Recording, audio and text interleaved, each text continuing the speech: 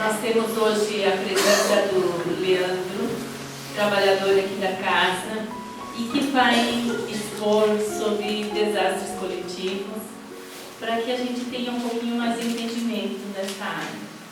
Que Jesus. Boa noite a todos. Nosso Jesus está sempre presente em todos os corações. O tema é bastante interessante, né, para a gente fazer algumas reflexões em vista de tanta coisa que acontece nos dias de hoje, né? Terremoto, enchente, deslizamento para um lado, deslizamento para o outro. Isso só para a gente falar das tragédias naturais. E sem falar daquelas que são claramente provocadas pelo ser humano, tipo guerras, declaradas ou não, que está sempre nos afligindo em torno sempre nos afligindo os nossos dias, em qualquer que seja o local que estejamos no planeta. Antes para a gente tentar entender um pouquinho por que essas coisas acontecem, vamos começar recorrendo em primeiro lugar a Kardec. Ele já coloca nas questões 737 a 741, sobre a lei uma parte onde ele fala sobre a lei de destruição, ele fala dos desastres coletivos. Para situar todo mundo, isso daí está na terceira parte do Livro dos Espíritos, onde ele fala das leis morais. Dentre as leis morais, ele comenta sobre a lei de destruição e nos traz algumas ideias interessantes, né, nessas questões. Ele fala que ela é necessária para a renovação.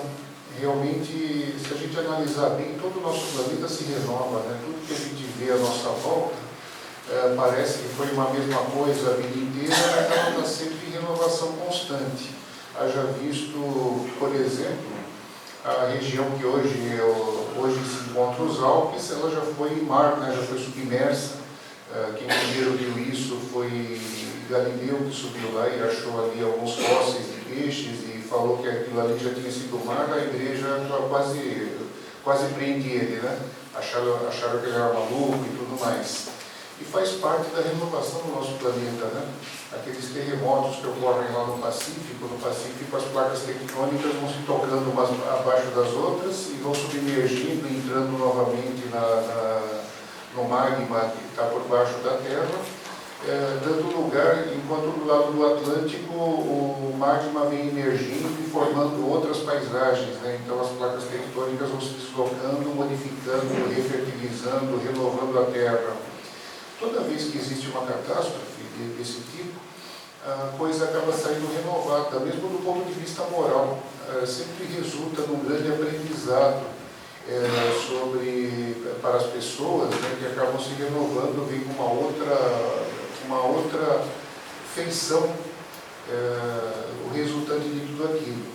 Mas às vezes a gente fica se perguntando, e Kardec também perguntou, né, mas isso é necessário? Não tem outro jeito da gente progredir mais rápido, né, já que os Espíritos respondem que Deus nos manda isso para que a gente progrida mais rapidamente. Não tinha outro jeito? Os Espíritos falam sim, existe sim. Só que frequentemente a gente não ouve esses avisos e acabamos desprezando essas oportunidades, como foi feito na leitura agora há pouco, que falava, onde o autor aconselhava a gente santificar o nosso caminho em benefícios das outras pessoas, né? Que a gente trabalhe para o bem. A gente trabalhando para o bem, certamente nós vamos reduzir bastante a nossa necessidade de provas. Mas como muitas vezes a gente perde essas oportunidades, acaba resultando que de vez em quando a gente precisa de um remédio mais amargo, mais forte, para que a gente consiga progredir. Mas tudo isso que acontece não é de uma maneira arbitrária, ela acaba sendo também um outro resultado, um resultado da lei de causa e efeito. Tudo na nossa vida está interrelacionado, né? Então mesmo essas catástrofes naturais, as pessoas que são afetadas, as pessoas que às vezes perdem a sua vida física, mesmo que se perda a vida física, os espíritos nos alertam que é como se fosse o nosso corpo físico é como se fosse um uniforme de um soldado. Mesmo que a gente volte da batalha com o uniforme todo rasgado, o general está mais preocupado com o soldado do que com o uniforme. É uma metáfora interessante que eles fazem. E realmente é assim, o nosso corpo físico é uma vestimenta, né? Se ele for destruído numa catástrofe, é para que o espírito saia mais fortalecido. Mas mesmo assim, mesmo que seja tudo de maneira ordenada e com uma finalidade, ainda assim tudo isso daí é resultante da lei de causa e efeito. Vamos ver um pouquinho mais. Como tudo que acontece, a lei de causa e efeito, ela atinge exatamente o que precisa atingir, né? Onde existe essa necessidade, onde as pessoas que são atingidas estão sintonizadas com aquela catástrofe que está acontecendo. Não é algo que... às vezes a gente pensa que tem um grande julgador, uma pessoa que fica lá falando, você vai para cá, vai ocorrer um terremoto aqui, você senta lá, você não precisa passar por isso, saia. Mas é a nossa própria consciência que capta aquele acontecimento cujas vibrações estão começando a acontecer, e as pessoas que têm a necessidade de participar disso de alguma forma, ou de serem atingidas por isso de alguma forma, são como que atraídas para aquela posição naquele determinado instante.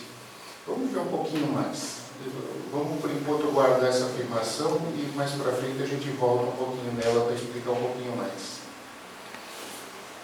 Vamos pegar um exemplo conhecido. Na cidade de Lyon, que se chamava Lugdunum na época do antigo Império Romano, né? Como a gente vê nessa foto, tem a parte nova um pouquinho mais acima e as ruínas romanas abaixo. Teve um acontecimento interessante que está bem colocado ali na literatura espírita, que nos traz uma luz sobre esse assunto tão complexo, né? Lá, era a época do imperador Marco Aurélio, né, que ele reinou entre 161 e 181 depois de Cristo. E o acontecimento que nós vamos contar se passava no ano de 177. Ainda que Marco Aurélio não tenha perseguido muitos cristãos, como foram seus antecessores, imperadores romanos, ele também não fez muita coisa para ajudar. Então existia muita perseguição, existia muita gente que achava que os cristãos era algo nocivo e que atrapalhava o império. Ainda tinha aquele ranço desde os tempos de Nero, né, desde os primórdios ali do cristianismo.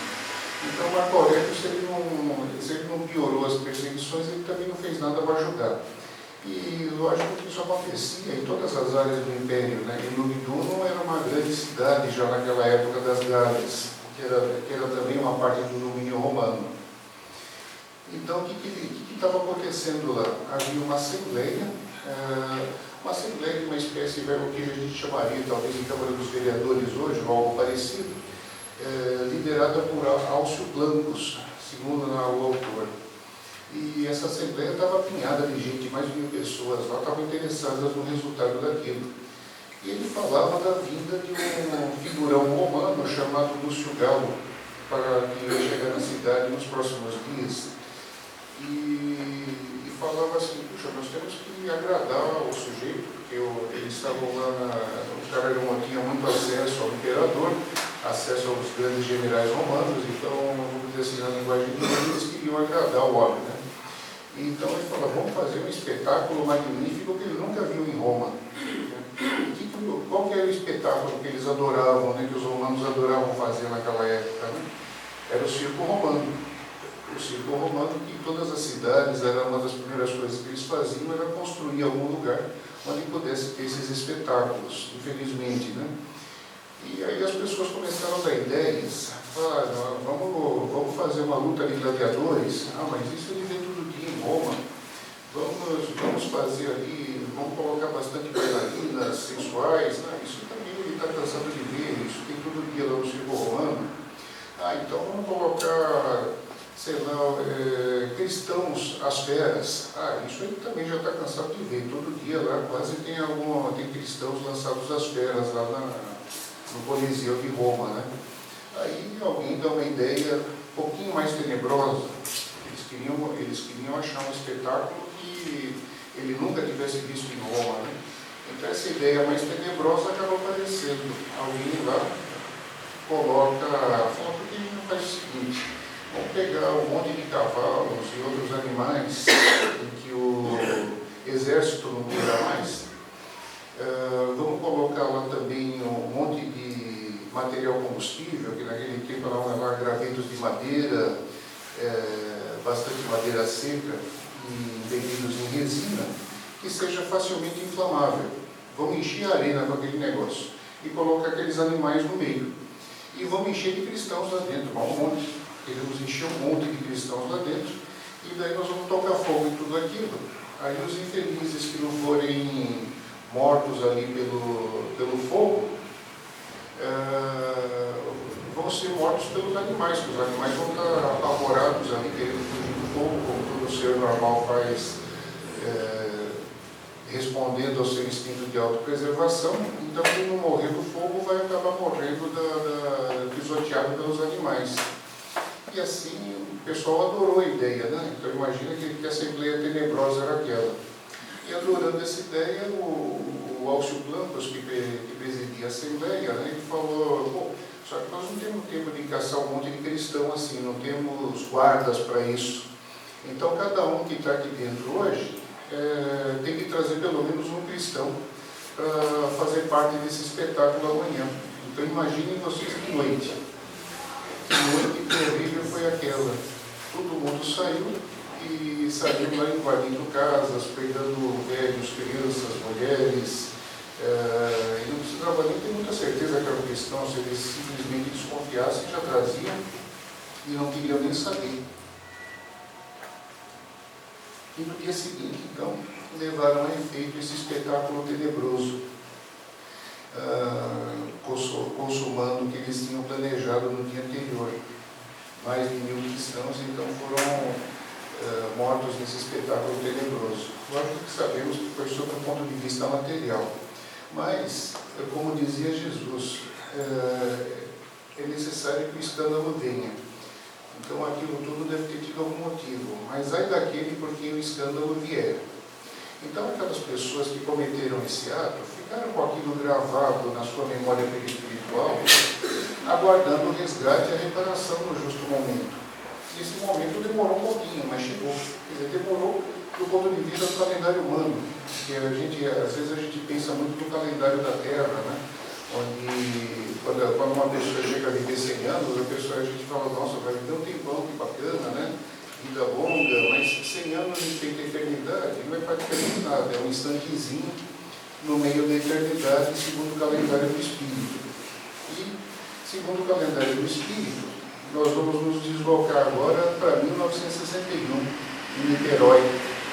Em Niterói aconteceu lá no mês de janeiro uma tragédia horrível, que naquele tempo nós tínhamos, aliás, não só naquele tempo, mas hoje temos bastante circo por aí.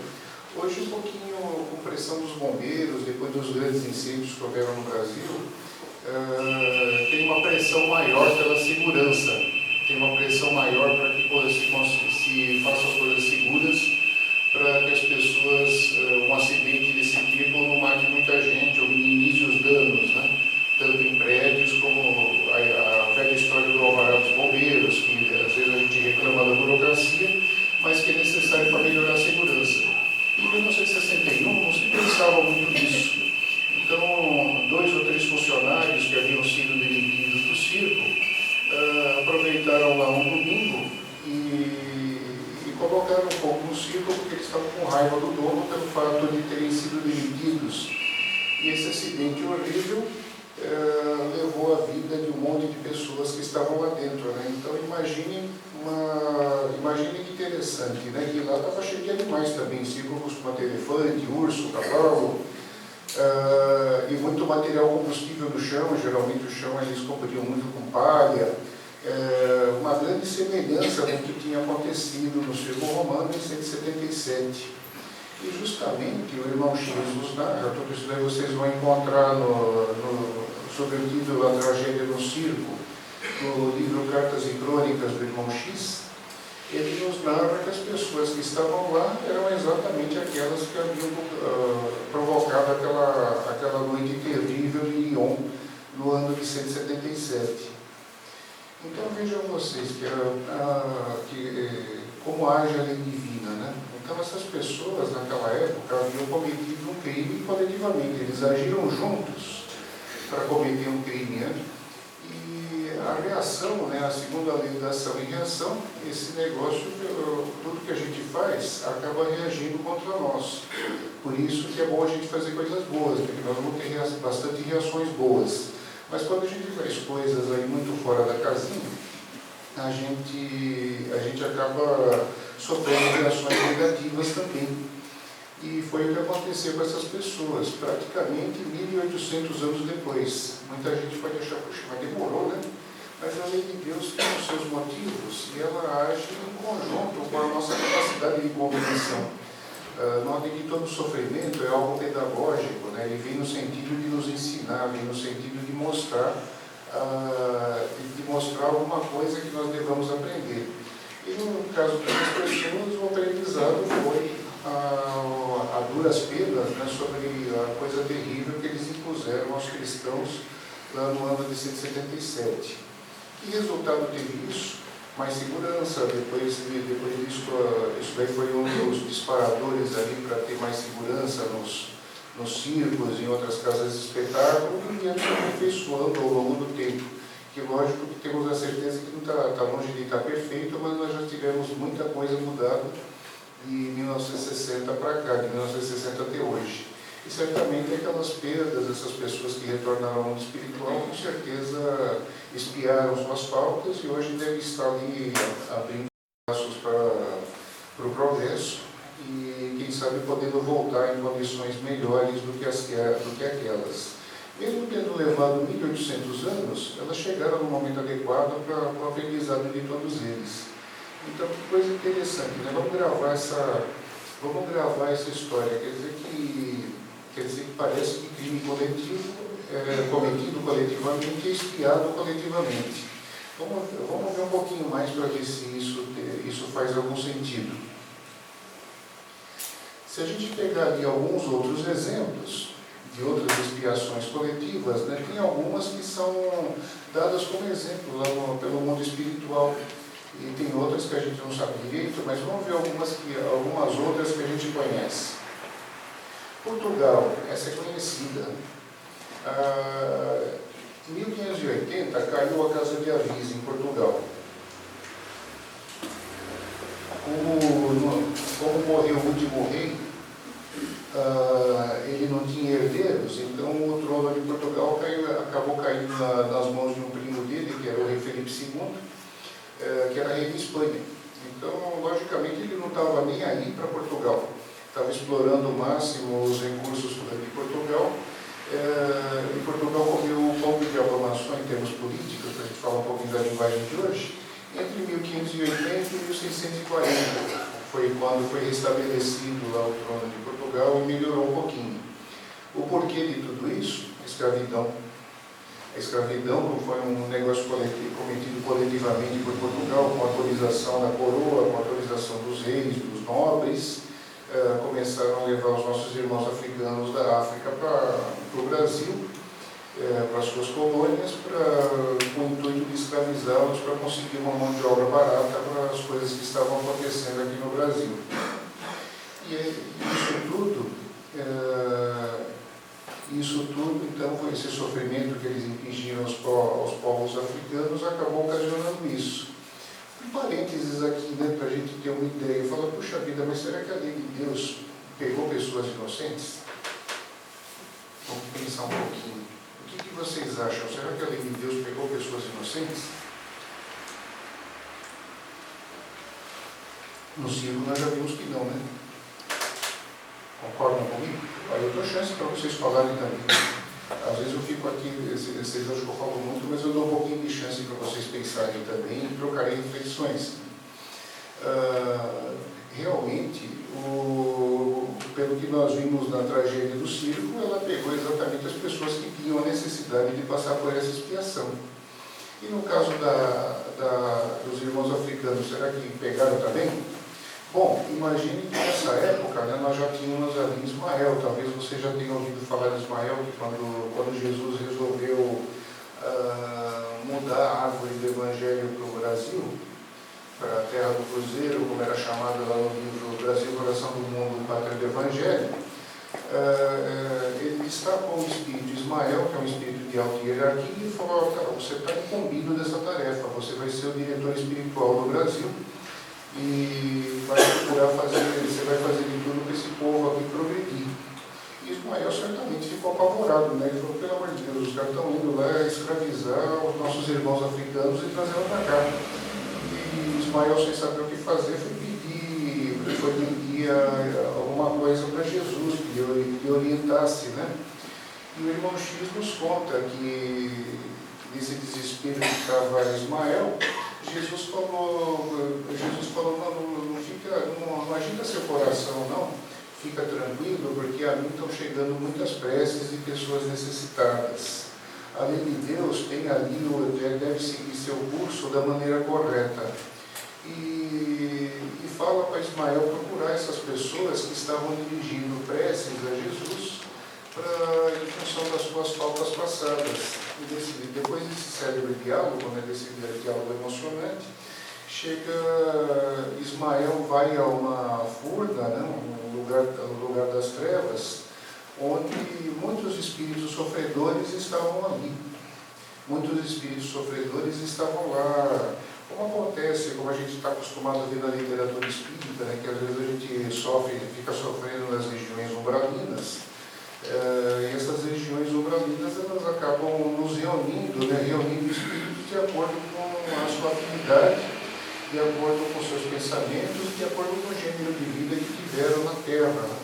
Isso acaba nos atraindo no mundo espiritual, não é que todo umbral é igual, nem todo é igual àquele que nós vemos no nosso lar.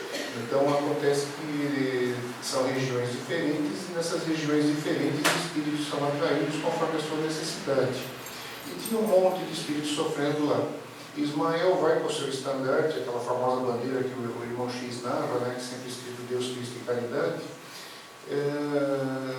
e ele fala com essa turma toda, oferecendo a oportunidade para quem quiser encarnar. Para quem quiser encarnar, ter uma oportunidade de reencarnação para progresso nas terras brasileiras, e essa oportunidade estava à disposição de quem assim quisesse. E um monte de espíritos se apresentou. Detalhe, né? Quem que eram aqueles espíritos que estavam ali? Né? Segundo o irmão X, eles eram aqueles antigos donos dos castelos feudais. Lembra dos livros de histórias nossos, quando a gente falava do feudalismo? Onde os donos de castelo, a troco da proteção que eles deveriam dar para os camponeses à sua volta, eles pegavam uma grande parte da produção para eles, do que os camponeses produziam, com isso gerando recursos para si mesmos, ficando cada vez mais ricos. Né? Em alguns casos, praticamente, não podemos generalizar nunca, né? Tinha lugar que isso funcionava bem, tinha uma divisão justa ali do trabalho e proteção, mas uma grande parte dos locais ocorria praticamente a escravização dos camponeses à volta. Então, justamente aqueles espíritos que ali sofriam eram justamente aqueles antigos senhores feudais. E justamente esses senhores feudais acabaram sendo levados a encarnarem na África, justamente sendo trazidos para o Brasil mais tarde na condição de escravos. E realmente a gente olha, comparando isso, às vezes a gente pensa: nossa, será que esse negócio é verdade? Será que esse negócio está certo mesmo?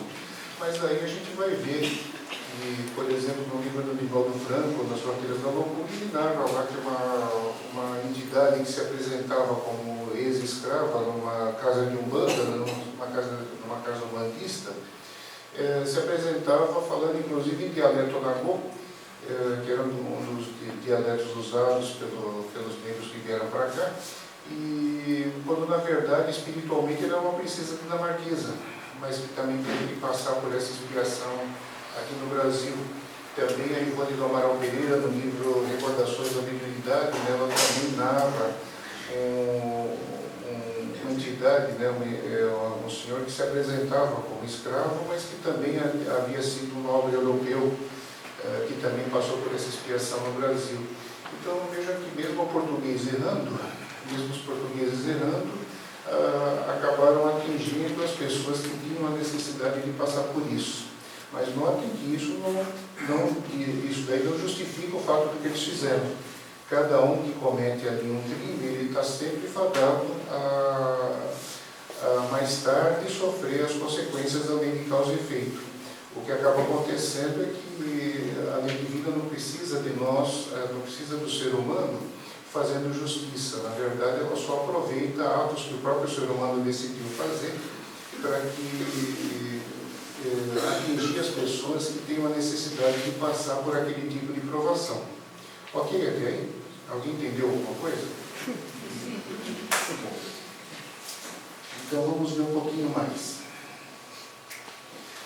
Na natureza, será que também isso ocorre? Até agora nós fomos tragédias provocadas pelo ser humano, né?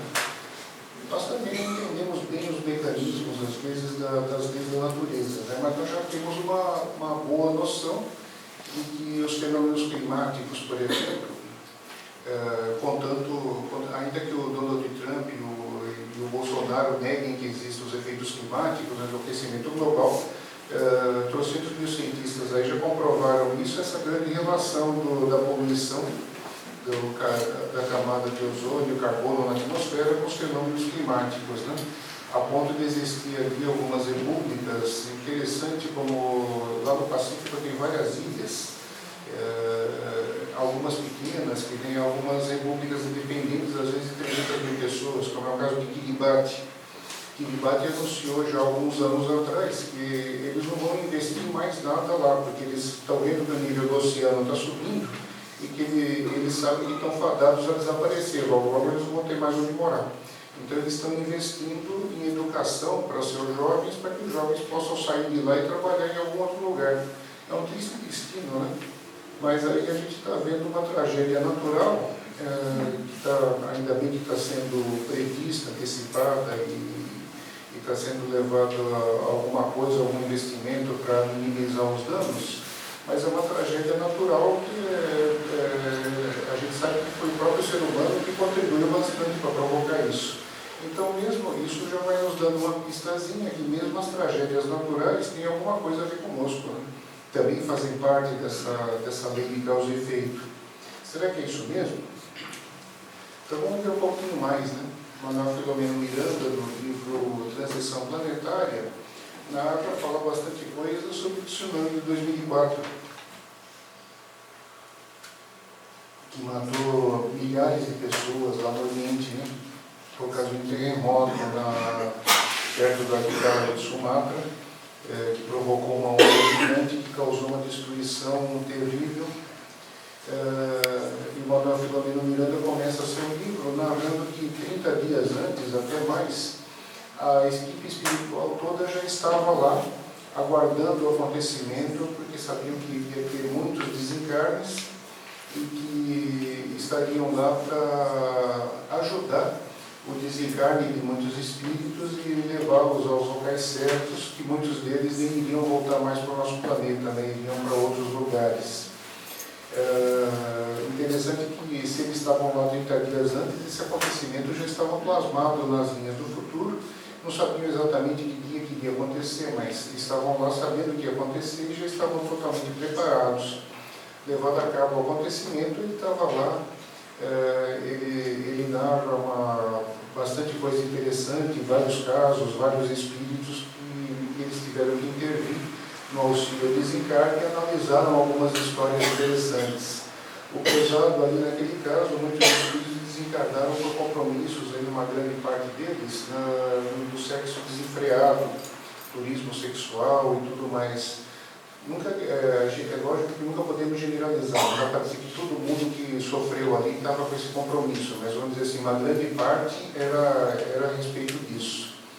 Até a gente consegue entender isso mais ou menos, e ele falava que pessoas não iam mais encarnar na Terra, né? Que grande parte desses espíritos seriam levados a encarnar em outros locais. Puxa, eu já tinha ouvido falar disso antes? Alguém já tinha lido alguma coisa sobre isso? Interessante, né? Se a gente der uma olhada na Gênese de Kardec, pega ela de trás para frente e dá uma olhadinha ali no último subtítulo, vocês vão encontrar a geração nova.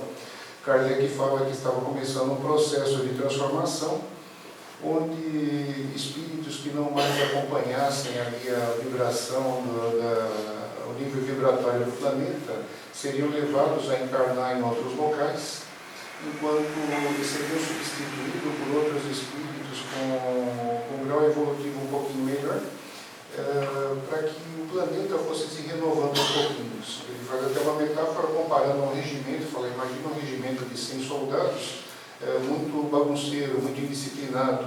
Aí de repente você vai lá, tira 5, coloca uns 5 mais disciplinadinhos, daí você tira mais 5 indisciplinados e coloca outros 5 disciplinados, vai fazendo isso uma vez por mês. Aí ao longo de 1 ou 2 anos, aquele regimento que parecia ser totalmente indisciplinado, vai sendo em grande parte substituído e passa a ser ter um regimento bom. E ele falava que esse processo que estava iniciando na Terra, que era a grande transformação que, segundo Kardec, estava iniciando lá. Ele escreveu isso em 1868. E às vezes a gente pensa que a transformação do planeta seria algo apocalíptico, né? Que a gente vai dormir de um jeito e acordar de outro. As pessoas às vezes falam muito de calendário maia, 2012 e outros anos aí. E na verdade essa transformação é rápida do ponto de vista do espírito, de novo do calendário do espírito, né? Então 100 e poucos anos no termos de calendário do espírito é pouca coisa, mas essa geração nova então vem sendo substituída desde 1868. Então o tsunami de 2004 foi mais um dos fenômenos que acelerou, vamos dizer assim, fez acontecer mais rapidamente essa substituição da geração nova, né? Então muitos espíritos estão sendo levados a encarnar em outro lugar. Isso fecha com a equação da lei de causa e efeito? Essa grande migração que está ocorrendo em nosso planeta, isso fecha com a equação, com a lei de causa e efeito? O que vocês acham?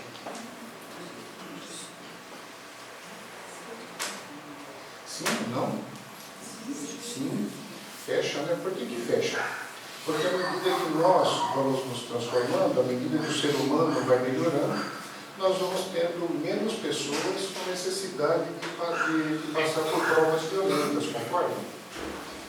E tendo menos pessoas com necessidade de passar por provas violentas, nota que as pessoas que vão cometer esses crimes, ou que têm a intenção têm a tendência de cometer esses crimes, né? Elas só conseguem atingir as pessoas que têm a necessidade de passar por esses crimes. Então, se o número de pessoas com necessidades promocionais mais violentas, mais severas, se isso está diminuindo à medida que nós nos vamos nos transformando para melhor, obviamente que essas pessoas vão ficando com menos raio de ação, eles vão ter menos formas onde atuar. Aí essa equação então vai fechando. Por outro lado, eles também não conseguem acompanhar o padrão vibratório que o planeta vai ganhando, né, essa transformação planetária, e acaba sendo mais útil para eles encarnarem em mundos adequados ao seu padrão vibratório. E com isso a gente vai fechando a equação, né? Nós vamos colocando as pessoas que vão restando na Terra, acabam ali tendo um padrão vibratório melhor, sem a necessidade de haverem coisas tão violentas, né? Quando a gente olha o noticiário, às vezes a gente tem dificuldade de aprender, até de acreditar nisso, não é verdade? Puxa vida, toda vez que eu abro o jornal dá uma confusão. Será que isso é verdade mesmo? Notem que há uns 2 anos atrás, num dos CFNs, o Bezerra de Menezes afirmou que o espírito Bezerra de Menezes, através de Divaldo Franco, afirmou que nós já somos um mundo de regeneração. Só que ele alerta para o seguinte, ele fala, só que nós estamos passando na hora mais escura. Assim como o nosso calendário, o dia muda meia-noite, é a hora mais escura do dia, não é verdade? Então, estamos passando por essa transformação, já virou o calendário para nós, já estamos na categoria de mundo de regeneração, só que nós ainda estamos passando pela hora mais escura, onde muitos espíritos ainda um pouco renitentes no mal, com bastante provas a passar, ainda estão aqui encarnados, tendo suas últimas oportunidades. Mas, de uma forma ou de outra, a lei de causa e efeito está se fechando, seguindo o seu curso e transformando o nosso planeta. E para a gente concluir, vamos fazer um resuminho de tudo que nós tentamos passar para vocês, essa reflexão que a gente está fazendo, né? Primeiro de tudo, é o coletivo.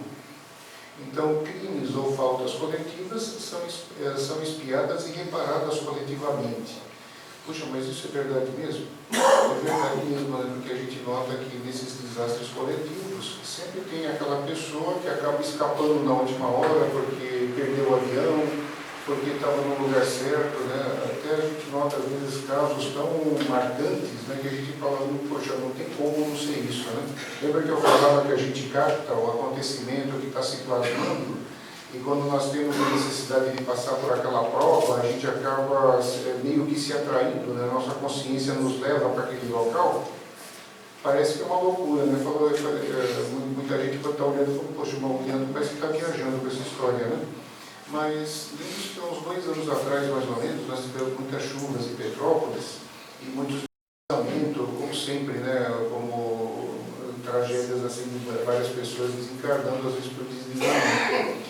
E uma família, né, um homem que morava com a sua família, acho que a esposa e 2 filhos ou 3 filhos, não me lembro bem, moravam na beira de uma encosta, ali na beira de um barranco, e ele ficou com medo daquele barranco desabar e pegar a sua casa. Aí o que ele fez? Ele botou toda a sua família dentro de um carro, que era um Fusca, imagina, bastante desconfortável, e foi para o outro lado da rua. Ele falou, tá, se cair sobre a casa, eu estou tranquilo, não vai morrer ninguém em casa, porque ele estava com medo que desabasse sobre a casa. Desabou o morro do outro lado e soterrou isso no carro. Puxa, como é que é isso, né? Então a gente percebe que quando chega a hora, não dá para a gente escapar, não dá para a gente simplesmente fugir, né? Quando aquilo faz parte da nossa necessidade, a gente acaba dando no meio do rolo, somos atraídos para aquilo e passamos a sofrer os efeitos. E o inverso também é verdadeiro, tem muitas pessoas que estavam ali naquela região e não sofreram nada. Porque às vezes na última hora resolveu não ir, ou na última hora fala, puxa, esse hotel aqui não tem vaga, então vou pegar esse outro aqui. Pegou justamente o hotel que não desabou. O avião caiu, mas aquele cara chegou atrasado, perdeu aquele avião, teve que ir em outro, aí não foi naquele que caiu. Então a gente vê que a lei divina vai nos levando para onde nós temos a necessidade de passar pelas nossas provas, né? Quer dizer, nada é feito fora de planejamento. Não existe pessoas injustiçadas, né? Se a gente analisar a história de cada um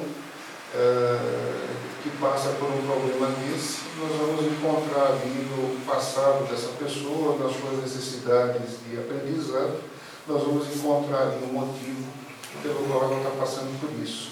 Mas sempre podemos lembrar desse detalhe, né? Coisas que são feitas coletivamente e são também reparadas coletivamente. Então, se eu junto com mais 10 pessoas fazendo alguma besteira, nada melhor, até o juiz da terra vai falar, tá, os 11 fizeram isso, então os 11 vão ter que reparar o mal, os 11 vão ter que pagar pelo que fizeram, os 11 vão ter que fazer a justa reparação. Então é basicamente assim que funciona. E ainda, ao fato da seleção dos que não mais acompanharão o padrão migratório do planeta.